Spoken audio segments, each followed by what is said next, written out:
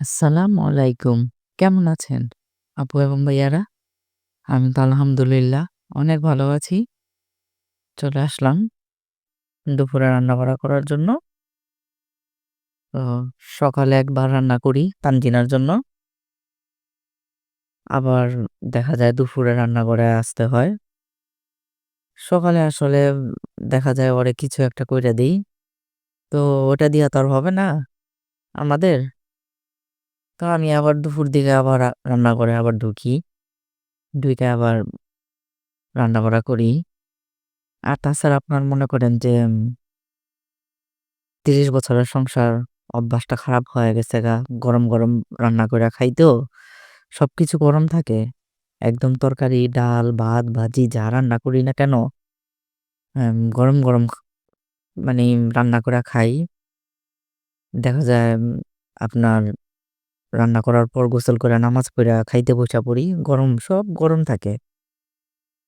একদম অভ্যাস খারাপ হয়ে গেছেগা কি বলবো? অ্যাম তবে মজা লাগে। গরম ভাত তরকারি খাওয়ার মজাই আলাদা। ঠান্ডা হয়ে গেলে আসলে ভালো লাগে না। অভ্যাসটা আসলে এরকমই হয়ে গেছে। কি করব আর? তারপর আপনার মনে করেন যে এই ফ্রিজে ১৫-২০ দিন আগে আপনার ভেটকি মাছ আনছিল একটা অনেক বড় মাছটা। তো লাস্ট একটা বাটি ছিল। ওই বের করলাম। এখন আপনার হলুদ, তারপরে মরিচ, গরম মসলার গুঁড়া, আদা রসুন, লবণ, লেবুর রস, একটু তেল, সয়াবিন এগুলা দিয়া সুন্দর করে মাখায় নিলাম। দেখেন, একটু গরম মসলা এর জন্যই দিলাম, অ্যাম জানেনই তো আপনার আজকালকার মাছ একটু গন্ধ লাগে। আসলে অ্যাম যেভাবে মানে রান্না করতে চাই যাতে খাইতে পারি, হ্যাঁ? গন্ধ যাতে না লাগে। ও ওই কারণে আরকি অ্যাম শুধু ব্রেন খাটাই যে কিভাবে রান্না করব মাছটার থেকে যাতে গন্ধ না আসে। আর তাফসীর তো আপনার খাবে না। তাফসীরের জন্য চিংড়ি ভুনা করতাছি। কারণ ছেলেটা দুষ্ট। এত বড় মাছটা নিয়ে আসছে বলেন, অ্যাম ওর বাবা অনেক রিকোয়েস্ট করে ভাত খাইতে বসলে, "তাফসীর ১ পিস খাও। এত বড় মাছটা নিয়ে আসলাম, তুমি না খাইলে কেমনে?" কিন্তু ওর কোনো এটার প্রতি কোনো আগ্রহই নাইকা। আগ্রহ প্রকাশ কোনোদিন করেও না। এরকম আরকি। তো আপনার অ্যাম মাছগুলা খুব দেখলেন সুন্দর করে ভেজে নিলাম। তো ওর বাবা বলতাছে যে, "তাফসীর তোমার আম্মু তো শুধু তোমার জন্য চিংড়ি মাছ ভুনা করে। আমারে তো দেয় না। তো আমি কি ২-১ পিস খাবো না তোমার চিংড়ি মাছ?" তো বলতেছে ওর বাবারে যে, "শুনো, তুমি যে মাছ নিয়ে আসো ওটা তো তুমিই খাও। আমি কি তোমার মাছে ভাগ বসাই? তাইলে তুমি আমার মাছে ভাগ কেন বসাইবা?" এটা বইলা আইসা বলল। মানে এত দুষ্ট। অ্যাম সে তার জবাব দিতে জানে। কিন্তু আমার বড় ২ টা আবার ওর বাবার সাথে পাল্টা জবাব দিতে পারে না। হ্যাঁ, ছোটটা আবার পারে। তো আমরা বাসার সবাই অবাক হইয়া যাইগা ওর এরকম কথাবার্তা শুনলে। আর এখানে দেখেন মাশাআল্লাহ নতুন আলু দিয়ে নতুন পেঁয়াজ দিয়ে রান্না করতাছি। আর কি বলবো? লাল সবুজ কালারটা কিন্তু সেই লেভেল আসছে, তাই না? আর আপনার মনে করেন আমি মরিচের গুঁড়া একটু বেশিই খাই। অ্যা এই কারণে মরিচের গুঁড়াটা বেশি দেই। আম তরকারি কালারটা খুব সুন্দর হয়। কিন্তু আমার মরিচ আপনার অ্যাম ঝালমরিচ যে একটা আছে, ওই ঝালমরিচ আমি ভাঙ্গাই নাই এবার। কম ঝালটা আমি ভাঙ্গাইছি। ওই কারণে আমি মরিচের গুঁড়াটা বেশি দিলে আমার সমস্যা হয় না। হ্যাঁ, কালারটা খুব সুন্দর আসে। তো তরকারিটা খাইতেও কিন্তু অনেক মজা হইছে। কি বলবো আর?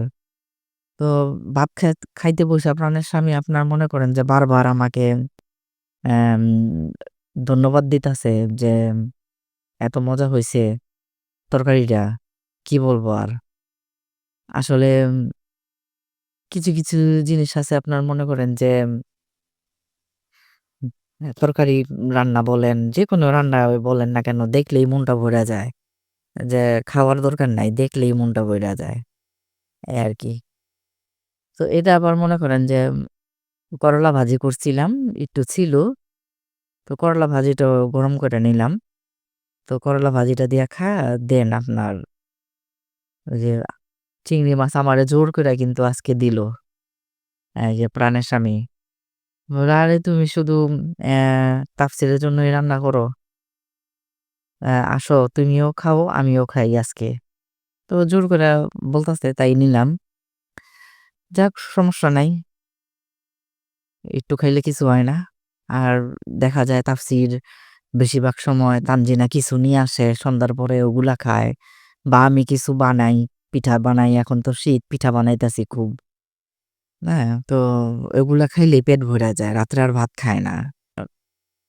হ্যাঁ, রাত্রে আমরা কেউই ভাত খাই না। শুধু প্রাণের স্বামী ভাত খায়। এই আরকি। যাই হোক, তো অনেক মজা হইছে কিন্তু। আজকে এই ভেটকি মাছ ভেটকি বলতাছি কি লিগা?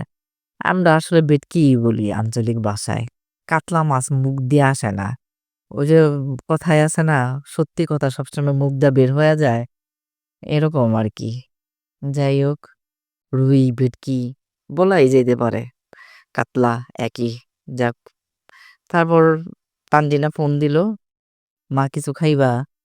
কি নিয়ে আসবো?"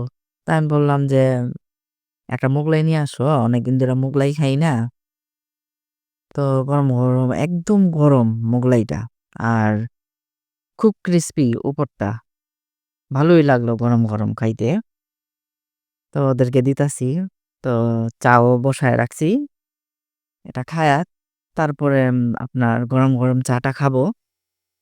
চাটা না খাইলে আপনার মনে করেন যে সন্ধ্যাবেলার যে নাস্তাটা, এটা পরিপূর্ণ হয় না। পুরাপুরি কমপ্লিট হয় যখন চাটা খাবো। চাটা খাইলে একটা ফ্রেশ লাগে, মাথা ভার কমে। আমার কাছে মনে হয় চা একটা ওষুধ। ওষুধের মতন একটা কাজ করে। এরকম আমার কাছে মনে হয়। তো আপনার এই যে উম ২ অতিথি দাঁড়ায় আছে। বলতাছি, "কেন দাঁড়ায় আছো কেন তোমরা? বইসা পড়ো।" যাই হোক আজকে আমি বিদায় নিয়ে নেই। আল্লাহ হাফেজ। ভালো থাকেন, সুস্থ থাকেন। কেমন?